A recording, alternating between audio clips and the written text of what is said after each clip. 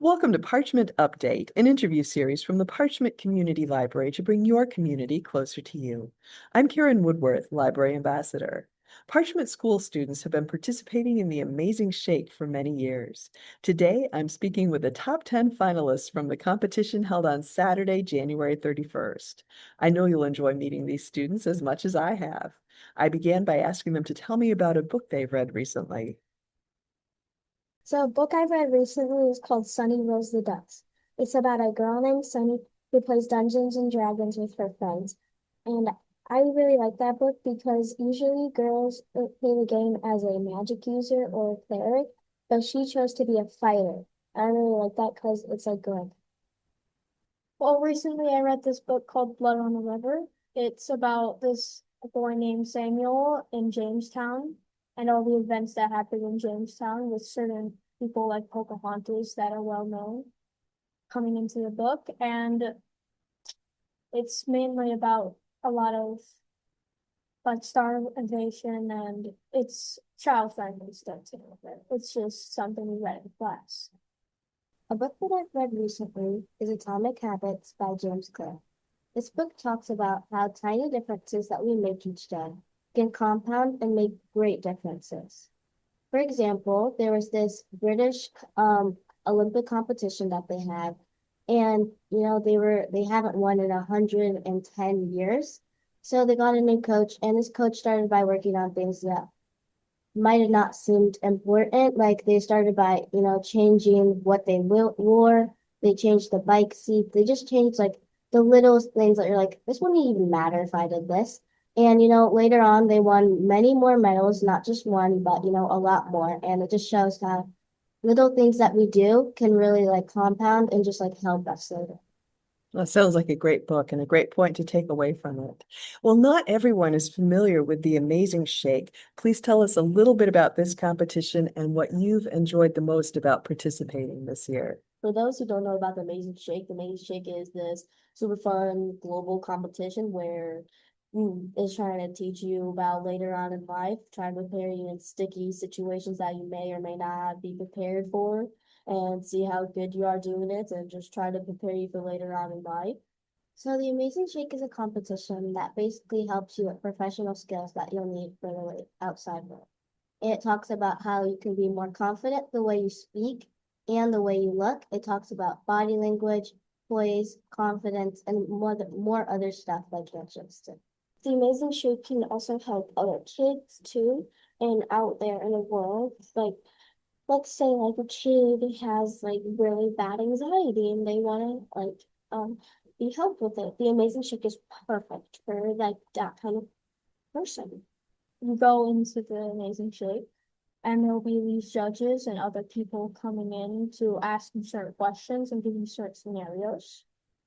And sometimes it'll be something you gotta compromise. Sometimes you'll have to think of new answers. Sometimes you'll have to practice for it. And there's just a bunch of different challenges, and I love participating in it. It was a really fun time. And some things that I've enjoyed about it is getting to meet other new people. Like when I went to Globals last year, I got to meet a bunch of different people. And this year with other judges, getting to talk with them. Something I've really enjoyed while doing this process is meeting new people and talking to them. Well, this is the month for the Winter Olympics. How do you think skills used in the Amazing Shake could help Olympic athletes?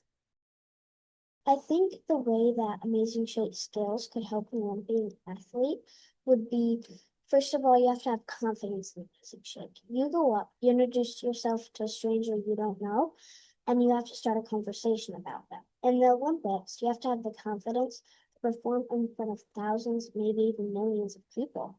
Handshaking, so when you're skiing, you have to grip tight to the things so you do with the other person's hand too. And then there's eye contact. If you're playing football or soccer or you're skiing, you have to look out for any hills or other people so you don't run into them. I think that the skills using Amazing Shake could really help them, but I feel like there's two main skills that could help them. One is their communication skills. It will help them when you get interviewed as an Olympian. You usually get interviewed. So when you get interviewed, a good chunk of the world is kind of like judging you. So that would help them because if you're smiling, it's gonna make people warm up to you more, and they're kind of judging you.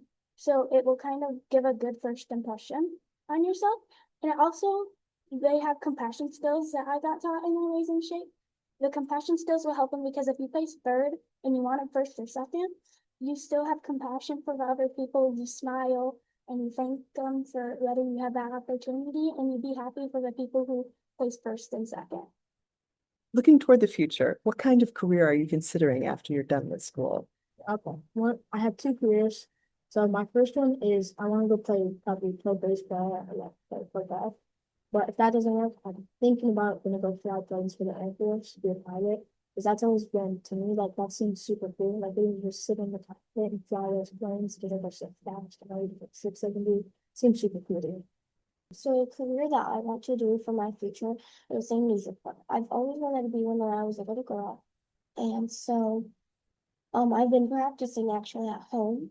And so a news reporter can also go with kind of the amazing shake, I thought, where you're supposed to make eye contact with the camera and you're technically on TV where millions of people can see. So that's why I want to be a news reporter. I really want to get out there in the world. You can travel to different places if you're a news reporter too. I think I want to be a construction worker because I like building homes for people and offices so that the other people can make more money. I want to become a type of scientist, specifically two different types. One, an ecologist, because I enjoy studying food chains and ecosystems and how different food chains and ecosystems interact with each other. I find that interesting. And then my second type of scientist that I would like to be is a paleontologist. I enjoy learning the history about like fossils and rocks. And once when I was a little girl, I got a science kit, and it was a block of sand with fossils or blood on it. And then you found the fossils and you brushed them off, and you got to learn the different names. And I find that really fun, and that was something that I would like to do when I grow up. I know there's still time, and my opinion can change, but right now, my career that I really want to go into is interior design. I want to take a home that's kind of, you could just throw furniture in, and I want to change it. I want to make it a place that is perfect in someone's eyes. I want it to be something where you feel that, whether it's your kitchen, your bedroom, your living room, I want people to smile seeing it. And I want them to trust me with my opinion, trust me with my opinion on their living room, their bedroom. And I just want them to think that it looks good and perfect in their eyes. And I also really want them to trust me with their money because I'm not going to go overboard and I'm going to make the right cost for the right things. That's what I'm going to get into that first thing. Okay, well, thank you very much for speaking with me today. Thanks, it was very nice to meet you. Yeah, thank you. I appreciate coming here. Thank you for inviting me.